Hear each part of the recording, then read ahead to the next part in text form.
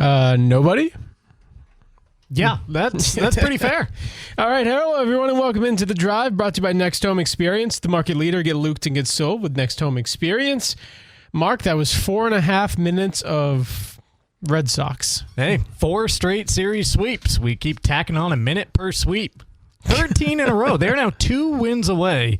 This group, this team, 2 wins away from matching the most consecutive wins that the Boston Red Sox, the Boston Red Stockings, the Boston Americans, whatever iteration you want to call them throughout history, this team, 2 more wins, could be right there. I'll take things that don't make sense for 500, Alex. And now 6 games behind the Rays at the top of the AL East. Plus 1 on the third wild card. They own the third wild card. They're a full game in front of it. What the hell is happening? Right.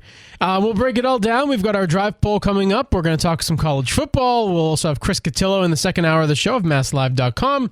Sox props, and much, much more. But we do have to start with what you just heard. That is the Boston Red Sox. And here's what's happening. And I believe this was Friday's game, though when you win this many in a row, it just all blends together. But there was 2 of them, remember? Yeah, that's true. So maybe that's what my problem is. But Masataka Yoshida is up, and he hits a rip-roaring double that goes about 42 miles an hour down the third baseline. And then his next at-bat, he gets up, and he hits a home run that is one of the shortest home runs possible. Tucked it right in there. In Major League Baseball.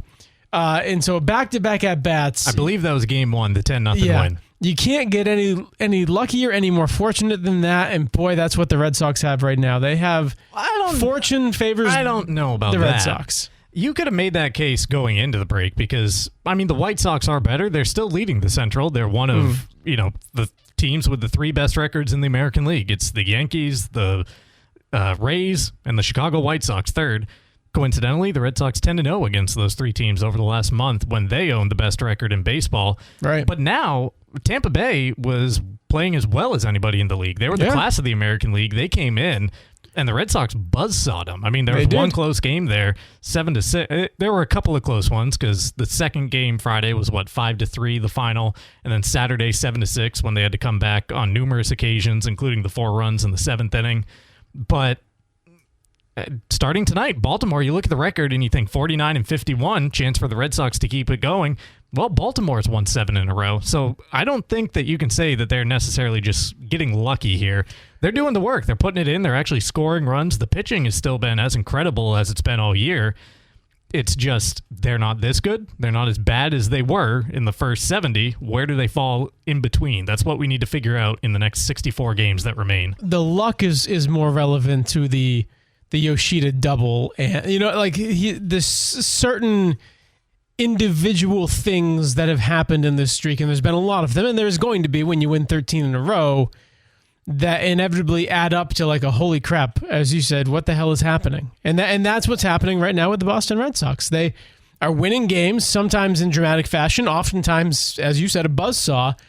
It just feels like the ball, when they hit it, is just falling in the right spot at the right time for the right person. It's absolutely a charmed run. I mean, listen, we got Tony Seagulls at the top of the lineup as the leadoff hitter. Is that his name now? Coming out of nowhere. I saw that somewhere over the weekend, so I think I'm going to run with it for the 3 weeks that he's on the team. Jones? But that's what I mean. Jahmai Jones Jones gets DFA'd in Detroit. Craig Breslow says, I'll ship you a bag of balls for him if you send him to Boston so he doesn't have to clear waivers. Guy hits a home run in his first Fenway at bat. These are the things that happen during a 13-game win streak that either don't happen or go unnoticed when you're 14 games under 500, which is where they were a month ago. That's how crazy this is. June 19th, a month and a day ago. That was the date that the Yankees rolled into Fenway, and they ripped off that first sweep, which got them, again, from a dozen games under 500 to single digits or around there. And it was kind of like, can they build upon this? Is this signs of something that this team could become? Then they immediately go out and lay an egg against Colorado, lose a bad series there.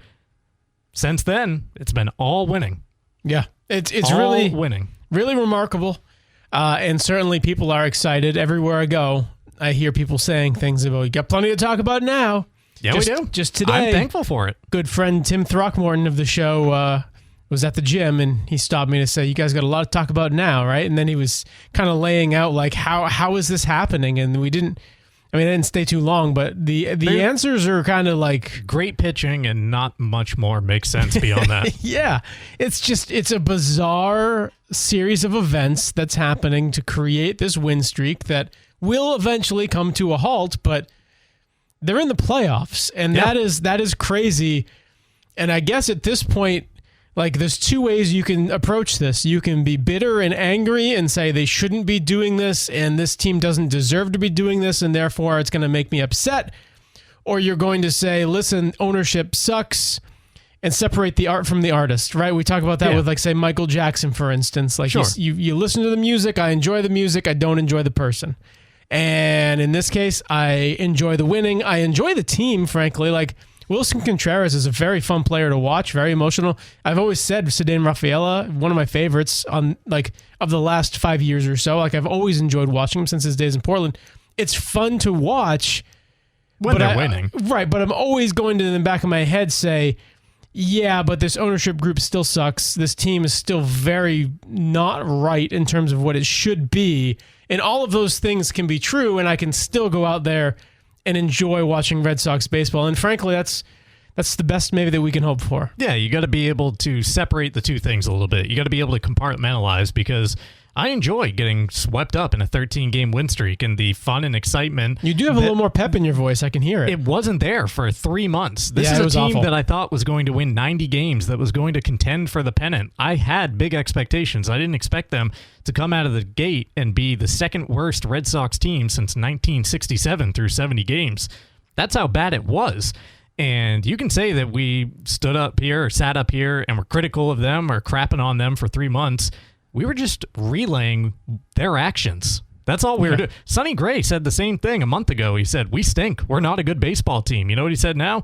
We're a good baseball team. You know what the difference is? Winning baseball games. That's all that's happened over the last month. Right. That is the lone difference. So, yeah, I do have a little more pep in my step when it comes to watching this team, because now it's not just waiting until Saturday for Patriots training camp to open up. It's let's go on this ride for as long as it lasts. Do I think they're winning the World Series this year? No. Do I think they're even winning more than, like, a round to get to the ALDS? Not unless they make some big acquisitions coming up in the next couple of weeks. But what it does do is provide me 2.5 months now of entertainment that I thought was not going to be there. Yeah. Or at least you hope that it provides you that if they can continue it. See, you're looking even more forward than I am. I'm just like, can they maintain a playoff spot? Like, that's the only thing in my mind. I don't have any care the rest of the way or expectation, because I kind of lost it over the last 2.5 months. So this truly is just kind of, it's not even house money, because, again, I don't want to give John Henry that benefit, because this does play directly into the illusion of contention. The stripping the parts down, putting out there a 4A baseball team that can rattle off 13 games in the middle of the summer and completely transform the perspective around them from bottom feeder in the American League to potential playoff team. That's exactly where John Henry wants to operate, where you can make that easy switch. He doesn't want to pay the money necessary to go from that neighborhood back to actual contention and fielding a team capable of competing with the Dodgers or the Phillies or the Braves to win a World Series with talent on the field. He just wants to hang out right here, and one win streak can change the fortunes of a season. It can bring people back on board. It can put butts in seats. That's what's happening for the next 64 games that you're saying we have to compartmentalize. Yeah, for now, as long as they're winning 13 in a row, I don't care about that. The next time they lose 7 in a row, I'll be screaming at John Henry again. But for now, 13 straight. Happy times. Mark riding the emotional roller coaster that is the Boston Red Sox, who, again, on a nightly basis are starting Sung Chae Chang. Yeah, I was close. I got closer than last time. Yeah. Jahmai Jones. Well, against lefties. Lefty killer. Sure. Anthony Siegler. Tony Siegels. Yep. And I mean, listen, Jarren Duran, who's hitting a $190. Romy Gonzalez, like, don't get me wrong, he had a good year last year, but he was a cast off from a last place White Sox team. So, like, let's not pretend that he's like some big slugger.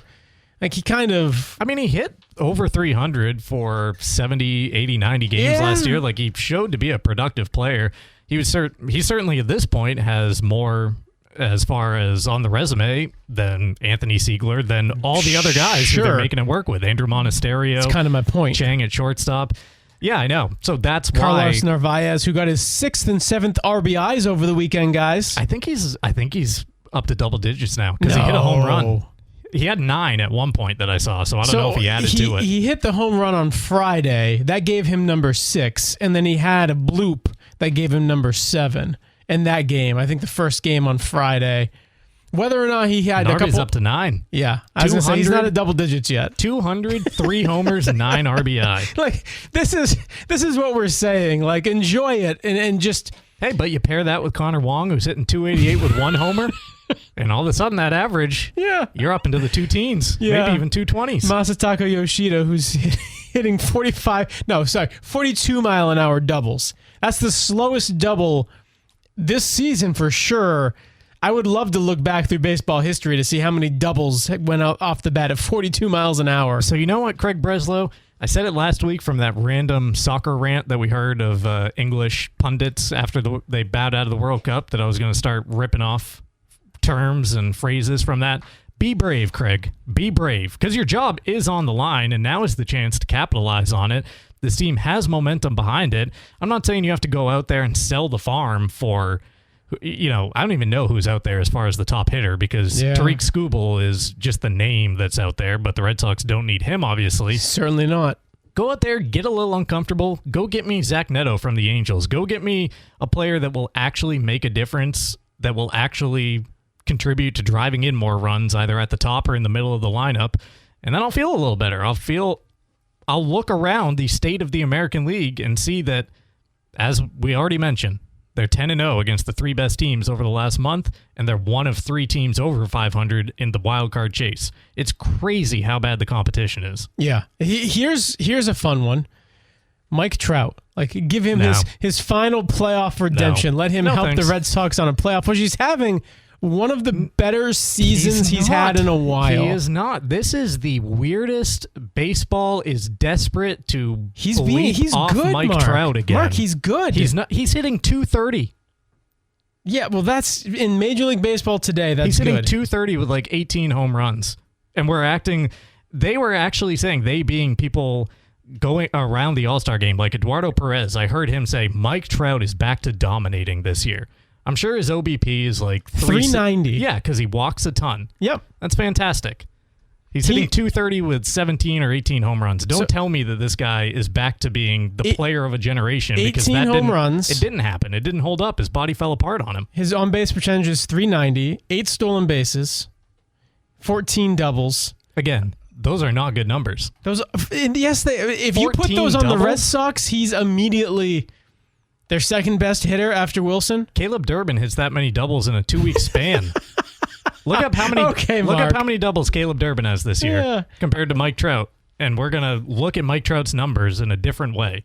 Because Mike Trout is not having a good year. He is having a good year, Mark. You can't have 18 homers and a 390 on base percentage in today's game and say that's a bad season. The same people that say Mike Trout is having a good year are the same analytical minds that say Jaylen Brown is the 7th best basketball player on any NBA team. That's just people trying to make the numbers say what you want them to say.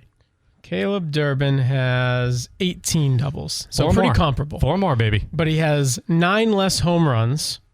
His on-base percentage is 100 points less. Give him time. You know what it would take to get Mike Trout? Franklin Arias. I don't think so. Peyton Tolle. It would take. I don't think so, because at some point the Angels have to get out from under his contract, and what better time to do it than now? This is like last year with the Red Sox and Trevor Story. B, it's also a guy that has no interest in actually winning, because if he did, he could have forced his way out of L.A. a decade ago. If he actually wanted to play in the postseason for the second time in his career. Mike Trout is just living off of past reputation. I'm telling you, the numbers I just listed are very good in today's game. A 390 on base percentage is that's one stat. Okay, but then 18 homers. What do the Red Sox desperately need? Home runs. Not anymore. They're crushing them this month. They are crushing them. Tell you what, we should double-digit home run games. Let's just keep Jahmai Jones out there. Yeah. Keep letting him go. Massa showed the power. You saw him a double and a home run. We don't need him. Never mind what those looked like. I'm just saying, I think you could get Mike Trout for a song. I don't think it would take much. And I think there's a scenario where if you're willing to beef up the package, you get your boy Neto alongside him. Absolutely not, because you're the guy who's trying to tell me how great Mike Trout is. You You're telling me that Mike Trout is back to dominating baseball, right and you're now. going to be able to trade for him at a cut rate. Those Absolutely. two things don't go together. His age, his injury history, and the fact that the Angels, I'm guessing, would love to get out from under that contract. No chance. I think that they could get him for cheap. No, he's Mike Trout. I mean, it's name value. Exactly. That's my whole point. But my whole point is, again, he's having a resurgence this particular year. If the Angels are smart, they realize like it's a 1-year thing. Woohoo, get excited. But also, let's deal him while we can get something for him and get out from under the contract. Yeah, Mike Trout isn't. He's going to come here. He's going to tear his oblique and sit on the bench and collect $37 million. But that's the risk you got to take. I mean, give me another name who's got 18 home runs and 399. His teammate. Yeah, okay, well, that is going to take, like, that's Jake Bennett, Franklin Arias, and then probably more. If you could do it without Arias, I would cast Bennett away. I don't think you can. Not for Neto. I don't think you can get that. I think your Mike valuations Trout, of Mike Trout and Zach Neto are wildly out of place here. I don't think so. How old is Mike Trout? 34, 5. I don't know. He's been around a minute. Right. Like, Neto is still a young player with a ton of baseball left in him. Mike Trout is having a career resurgence, and they would do very well for themselves to deal him away at this point for something. He's not what the Red Sox need. He would be a DH. He would be a good DH for them. His numbers are very comparable to a lot of the better power hitters in baseball right now, unfortunately. That would be the ultimate like John Henry reactionary move where you're on a 13-game win streak. All we've heard for the last decade is about getting younger and looking to the future and looking to the farm, and you decide, you know what, now's the time to bring in Mike Trout in his least productive point in his career when he's at his most expensive to bog us down. That would have been last year. Again, you're continuing to make my point. This year, he's much better. But him and Wilson Contreras, combined age of 68. Yeah, saying Mike Trout is having a resurgent year is like when Chris Sale made those 12 starts for the Red Sox before he actually turned his career around and saying he's having a resurgent year. I think Mike Trout would be a good addition for this year if he's cheap. Now, again, maybe I am wildly underestimating what the Angels will actually give for him, but I genuinely believe that they're not going to get a whole lot for him. I just don't think he's going. I don't think he wants to go anywhere. Maybe. I think he's content with cashing checks. How about Jorge Soler?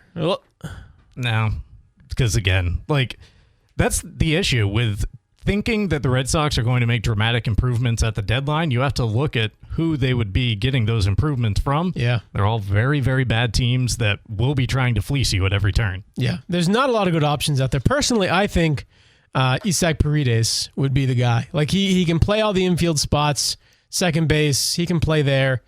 I think he would be a good fit. He provides some power, and I don't think they would take a ton to get him.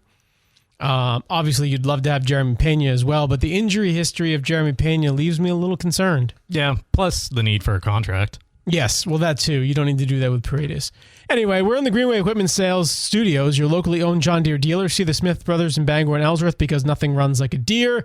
I do not want to trade Franklin Arias under any circumstances. Everything else, there's very few things to me that are locked down, but he is one of them. Yeah. For sure. I don't know. I could be tempted at the major league level. We're also brought to you by McDelivery through Uber Eats, DoorDash, and Grubhub. 2 sausage McMuffins with eggs, 2 hotcakes, 4 hash browns, and 4 small hot coffees. All for just $19.99. The bundle deal, 40% off and for a limited time. Order at your local family-owned McDonald's on Main Street, Union Street in Bangor, and Wilson Street in Brewer. We'll take our first break. When we come back, it's time for the drive poll and a sports center and a weather forecast. Adam Jones and Rich Keefe right there saying that the Red Sox could win the American League. Oh, how quickly things have changed. I would not buy that statement yet, but certainly, playoffs, that's the number 3 wild card spot. That's a possibility at this point. Well, it's what we're trying to figure out in this segment. Yeah, we're brought to you by Heroes Sports Grill and Entertainment Center. Heroes, the place to be in downtown Bangor, and at heroesportsgrill.com. Also by Premium Choice Broadband. Local, family-owned, bringing affordable high-speed internet to Maine for over a decade. Call or email and mention PCB the Ticket to get 1 free month for new residential customers. Visit premiumchoicebroadband.com for tickets. What does 13 straight wins have you thinking is possible for these Boston Red Sox? 56% say, who cares? I'm just along for the ride. We've got a season again. 32% say playoffs for sure. Not sure what happens once we get there, but we'll be there. 8% say, I hate to be the bearer of bad news, but it's fool's gold. 4% say this team can win the AL East and the pennant. Okay, so I think the vast majority of people are with us, and we're just along for the ride. Right. Like the bus is rolling along. It's got the cart on the back. People are jumping into the cart. We're hanging on to the edge. I'm a little more firmly on it than that. Okay. My analogy would have been like I was a cranky baby for 80 games waiting for the bus to start rolling. Now it's rolling. I'm just smoothly sleeping. I don't want it to stop again. Just keep this nice ride going. Okay. So what was it, 40, what percent? 56% say who cares, just along for the ride. 32% say book your spot in the playoffs, which of course could just be the wild card series, but 32% will be there. All right. How do you think, did Alex Cora's firing play into this at all? Can you draw conclusions between this win streak and not having him as the manager before? Because I've seen some people try to make that connection, and that seems like a real big jump for me, seeing as it took 2 full months after he was gone and them continuing to play the same way until this is just, it's flipped and come out of nowhere. Yeah, no, I mean, you know me and managers, frankly, in how little impact I think they have on the day-to-day of a baseball team. So it'd be real weird for me to be like, oh yeah, it's definitely Alex Cora's firing that's the reason for this. So no, I think if Alex Cora were here, we'd probably be talking about much the same thing, because the last 3 years, what did his teams do? Much the same. Right. And so there's no reason for me to think that this would be very different at all if this were Alex Cora still as the manager. I think what might be happening is a couple of things. One, at the beginning of the year, let's not kid ourselves, Alex Cora was the face of the Boston Red Sox. He was the face of the franchise. He was the most notable figure. He was the one always in front of a microphone because they didn't have any players that have reached that point yet. Roman Anthony was on the hype train. Garrett Crochet was coming off a great year. But do you agree that he was still the biggest face, the biggest voice in the room? Yeah. And I think for some of the younger players that, I don't know if that caused anxiety, but that's certainly been written about, that maybe guys are just finding life a little easier under Chad Tracy, both because of his managerial style, because he doesn't have necessarily the cachet or just baked in reputation that Cora had in that job, or the sense that we had that the front office felt about him. You felt like he was secure because ownership loved the guy, right? You felt like no matter what Alex Cora said, Alex Cora was still always going to come out of it on top until Craig Breslow got in front of it. I would pretty vehemently disagree with that assessment as well, for one reason. Look at who was playing on last year's team at this point under Cora compared to, like, okay, you're saying that the younger players are feeling more comfortable because there's no face with Alex Cora there and he's the most recognizable. Other than Ceddanne Rafaela and Wilyer Abreu and Jarren Duran, none of the guys actually doing it right now were on this team at that point last year. No, but they all played for Chad Tracy in Worcester. That's my point, that they were familiar with the guy, that they're more comfortable with him. Yeah, I mean, maybe I could buy that because Alex Cora was the leader of this program. Like, you don't, whatever he tells you, you're going to fall in line with it, whether it's something that makes you feel good and makes you confident and puts you in the best spot for success, or if he was a little harder on people. Like, remember how hard he was on Marcelo Mayer, which may prove out to be warranted based on all the reporting we're now hearing, questioning like his worth ethic and whether he wants it.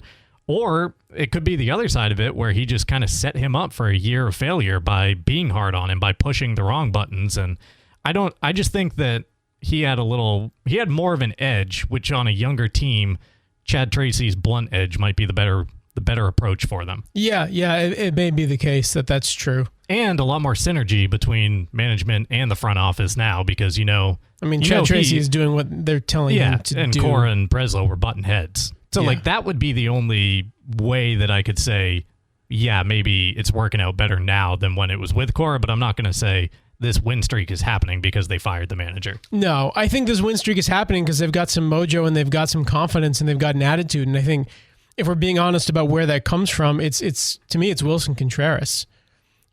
As he's developed into a player for the Red Sox and as he's kind of gotten comfortable here, you can see in real time the confidence that he has being pushed off to some other guys on the team. You know what I mean? Like, Caleb Durbin is a great example of a guy who clearly had no confidence early on in the season. Now, all of a sudden, you're starting to see him swinging the bat more confidently, make decisions quicker. I think it's because of guys like Wilson Contreras that he's doing that. That it's catchy. When you're in a room with a confident person, and they're doing something well, and they're leading you, and I do think he's kind of being that leader to an extent. I see a lot of that in this team of like, oh, okay, like, wow, look at what this guy's doing. We can do this. We can be around him, and we can do the same thing too. And I think emotionally, there's a lot more confidence in the last 2 months, really, on this baseball team than there was at the beginning of the year when there was none. Yeah, I mean, that comes with winning. Willie Abreu, too. That's a guy that had the two home run games over the weekend. So streaky, but if you can get any sort of consistency out of him in the middle of the lineup, that would do huge things. Again, though, I just look at this team, and it's not get this out of this player, get that out of that player. I want more. I want something added to it that's not there. If we're going to go from just enjoying this ride to thinking of what's possible, that's the jump that I need to make it. Well, you just look at you talked earlier about regression to the mean, and in this case, it's a good thing because they're improving. But then you look at the individual players and you think like, Wilson Contreras is going to blow off the door. He's already there, basically. Best season. And so you do you really expect that to continue all year? Sonny Gray is having probably the best season of his career. Yeah. Is he going to go 20-1? Right. Like Ranger Suarez, when he gets back, which he might be back this week, probably will be back this week, having one of the best seasons.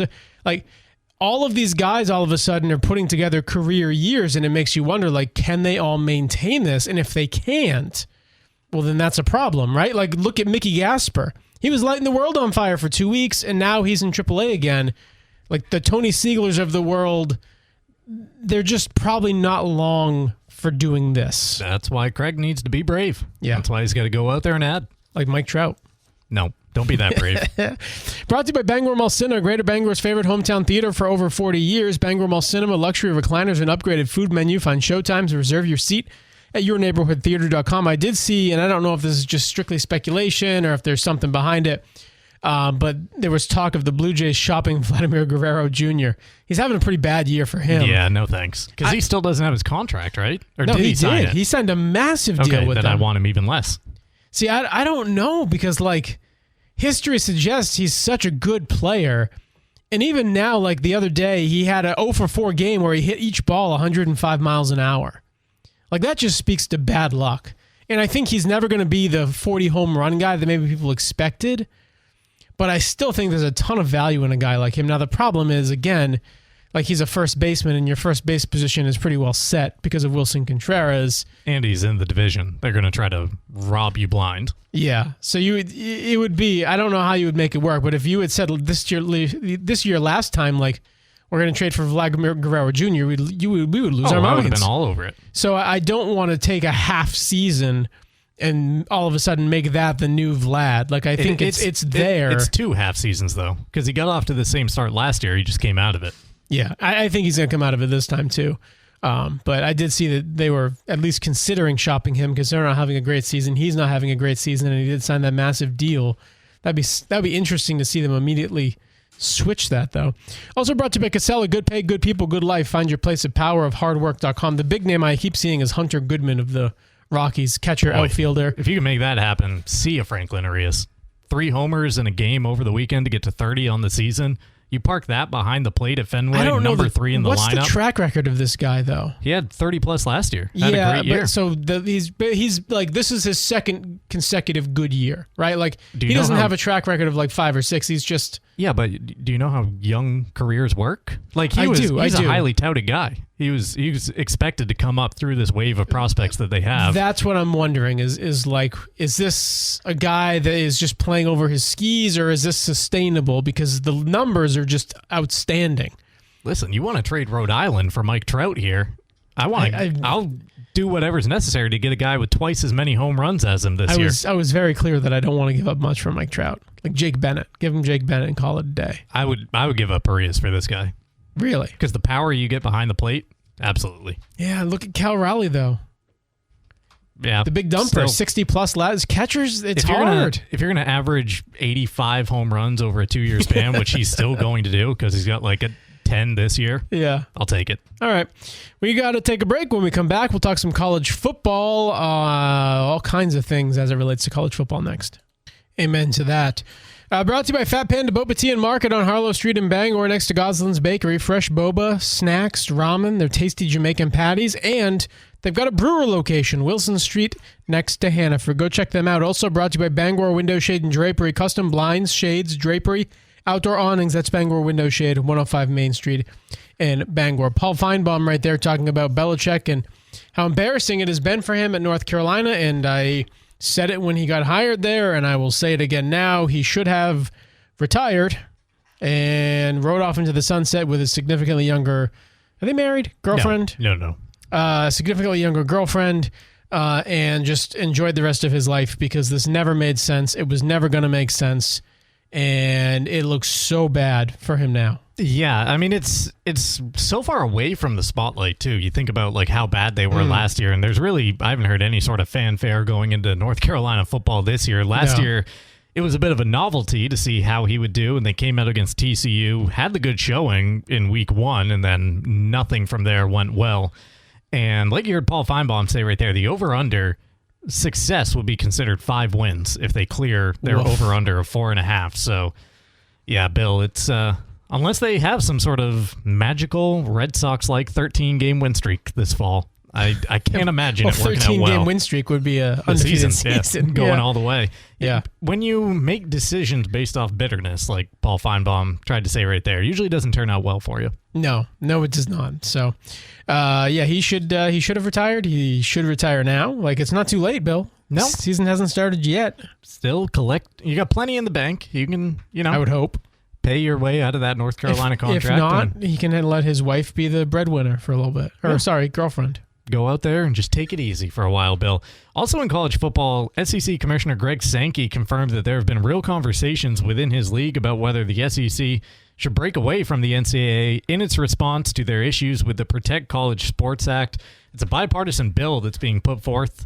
And I guess obviously the SEC has a bunch of issues with it, everything from like media rights, the ability to pool your money. SEC wants to disperse that as they see fit, as well as some other things in there. Certainly though, like if someone's going to break off and try to be their own big bad self, they'd be the conference to do it. Yeah, I mean they would be, but I still think like you would make the college sports landscape significantly worse. It would ruin it. Like what happens if the SEC, because it's not just football anymore. Right. They're also the best. I mean, Michigan did win last year, but you think about just how many teams are coming out of the SEC in March Madness year over year. That's also where most of the baseball power is too. Like you're effectively ending college sports if you take that power that's concentrated in the SEC out. In some ways, I think the March Madness tournament wouldn't be as exciting or as powerful, but it would still be. People would still watch it and be riveting. I don't think they would watch the SEC tournament because then you'd say, well, the SEC tournament is like their own title game because they took their ball and ran away with it. I think the money that they would be able to generate off football alone being the other league in this country, because like Bible Belt, that portion of the country, that would be their professional league, especially if it broke off on their own and is governing itself in whatever way it sees fit. Yeah, it feels very short-sighted for them to do that. Yeah, it seems. I think it's an empty threat. It kind of seems that way, and Sankey was saying it's not a leverage point; it's something real that we're discussing. Sure, and, all the stuff that you would say if it was in fact a leverage point that got out there. I don't know. It kind of seems like a couple of years ago when John Henry and all the soccer owners got together and wanted to form their own super league, and all the fans had to pipe up and scream about how terrible that would be for everyone else involved. I think if they want to get rid of the NCAA, they can do so. They just you have to get all of the conferences on board to do it. And then create your own entity. But do you have to get all of them on board, or do you just have to get the Big Ten on board? Yeah. And then you and they SEC, break off? Big Ten, ACC. Even ACC at this point. They're still massive. Yeah, I know. They're still huge, but if those two wanted to do their own thing, they might be able to. Yeah, but it still would be... It would be watered down. You'd need like the Big Five. Yeah, if you're truly going to have like the P5 breakaway, I wouldn't be, because I would not be on board with that. March Madness would cease to exist as we know it. Yes, it sure would. Hey, if you're stuck on the side of the road, Union Street Towing has you covered 24/7 from breakdowns to lockouts, they'll get you moving fast across the state. 942-4200, that's Union Street Towing, driven to be there when you need them the most. We'll take a break. When we come back, it's the second hour of the show. We have Chris Cotillo of MassLab.com, Sox props, and much more.